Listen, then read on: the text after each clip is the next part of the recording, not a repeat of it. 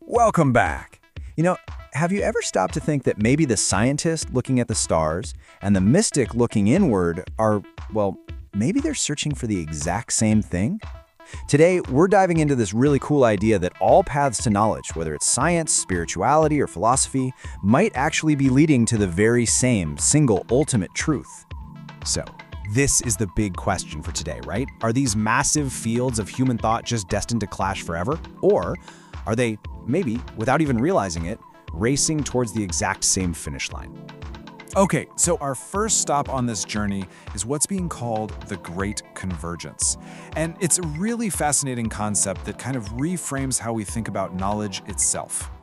So here's the core idea.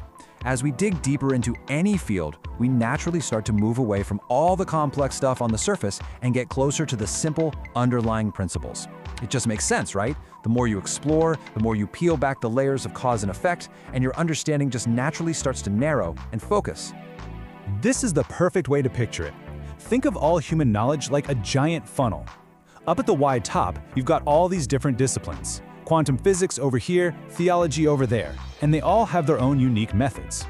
But as each one digs deeper and deeper into what reality is, they all get pulled down into this funnel, getting narrower and narrower, all heading towards fundamentality. So if everything is converging, you gotta ask, what exactly is it converging on? And that brings us to our second big idea, the concept of a universal constant, but for reality itself. So, what is this point of convergence? It's this idea of a universal absolute truth. Now, hold on, this isn't a single religion or belief system. Think of it more like the foundational rulebook for all of reality. Principles so basic that a physicist, a mathematician, and a mystic could all stumble upon them completely on their own. It's the ultimate common ground. And this is a brilliant way to understand how it works. A universal truth is a lot like a physical constant in science, like the speed of light. It doesn't give you all the answers, but it sets clear, unbreakable boundaries for reality. It's like a bridge connecting the purely rational world of math with the realistic world of physics, creating this beautiful synthesis we can call coherence. This is what helps make sure our observations are actually getting closer to the real truth, not just piling up facts that seem consistent but might be totally misleading. This brings us to a really crucial turning point. What happens when we push logic and objective analysis as far as they can possibly go? What happens when we hit the wall? So, think about it. Coherence with this universal truth has helped us get rid of millions of wrong ideas, funneling them down to maybe just a few thousand possibilities. That's incredible progress. But we're still left with a choice. Pure reason has taken us to the edge of the cliff. So what do we do now? And this is where the whole thing takes a really interesting turn.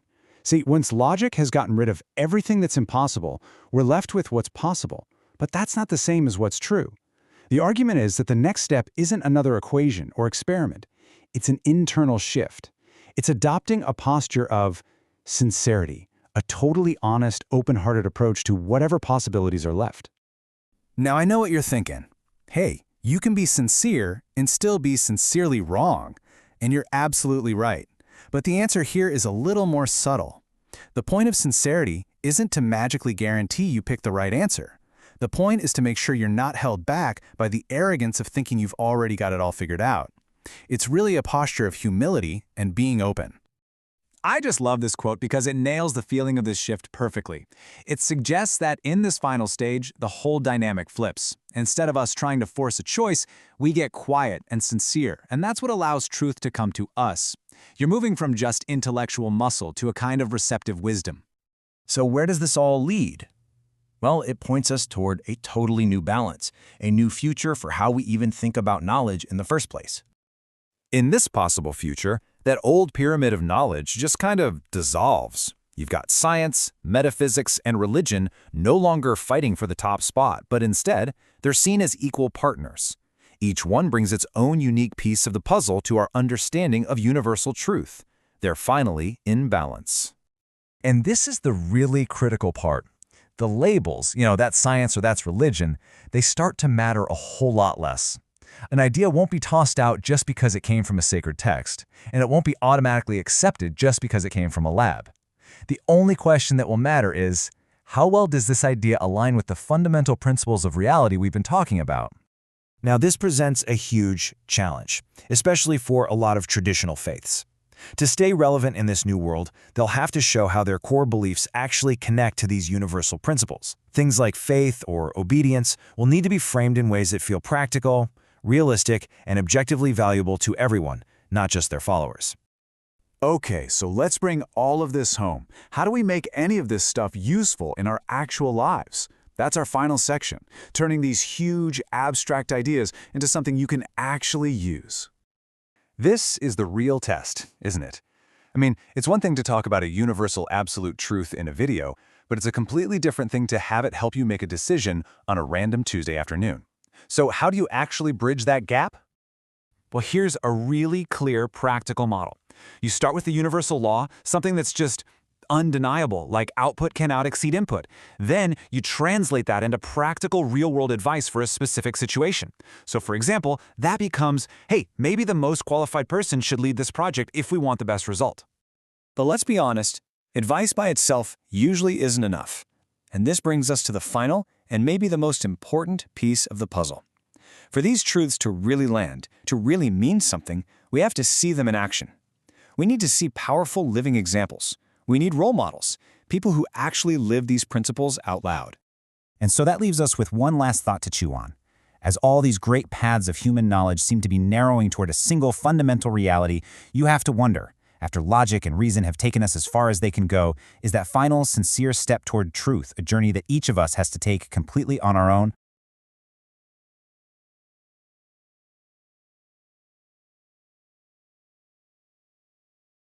Okay, let's jump right into one of the biggest questions there is. What is truth? You know, we tend to think of it as this one single final answer, like a treasure chest at the end of a map. But what if that whole picture is wrong? Just think about this for a second. What if the universal truth we're all looking for isn't a destination at all? What if instead it's a compass? Something that doesn't tell you exactly where to go, but just points you in the right direction. It's a small shift in thinking, but believe me, it changes everything. So here's how we're going to break this all down. First, we'll talk about the basic rules of reality. Then we'll really dive deep into this idea of truth as a compass. From there, we'll look at what happens when data isn't enough and why you need a sincere heart.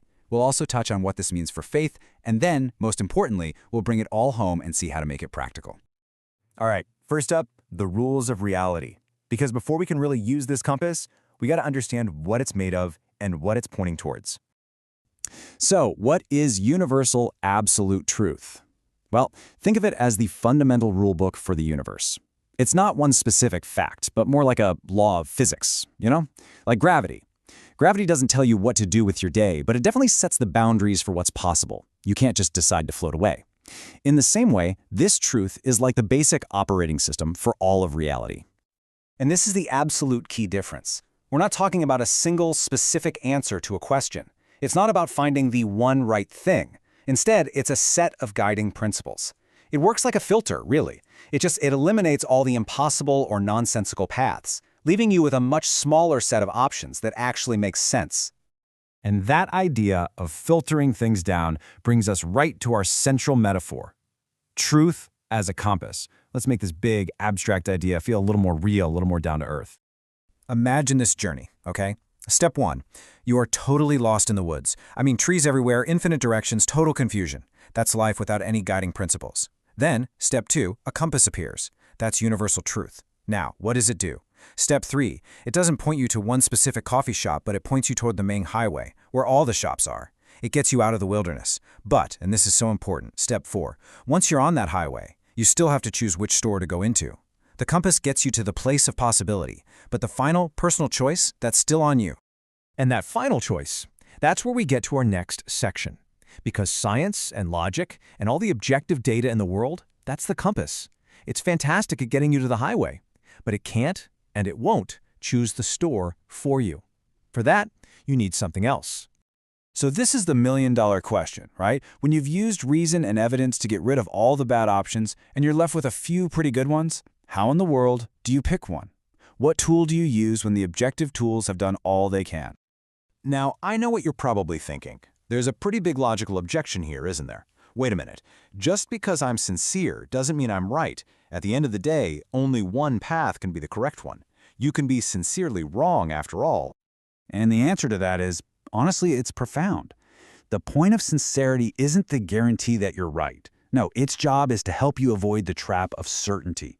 It's about being humble enough to move forward with conviction, but without the arrogance of thinking you have it all figured out.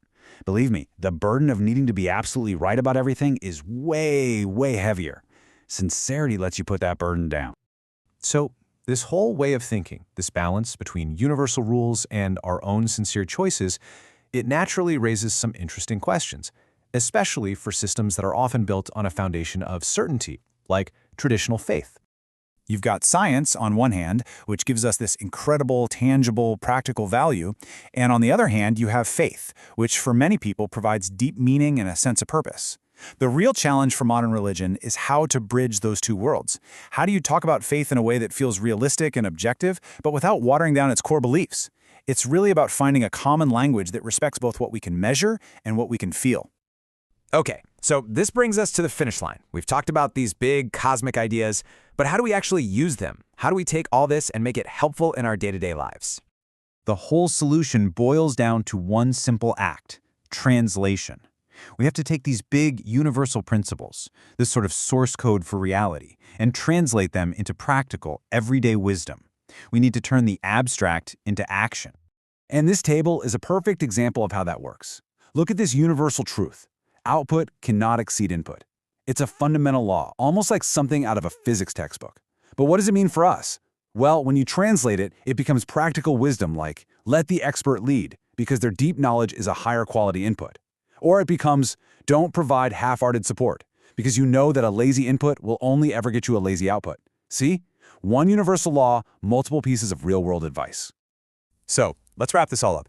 Universal truth is our compass. It doesn't give us every single answer, but it saves us from being lost in the wilderness. It points us toward the highway of what's possible. And once we're there, our sincerity, our humility, that's what gives us the courage to finally choose a path and start walking.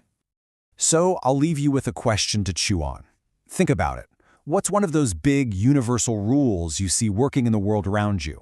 And more importantly, how could you translate that rule into one piece of practical wisdom that could help you make a better decision?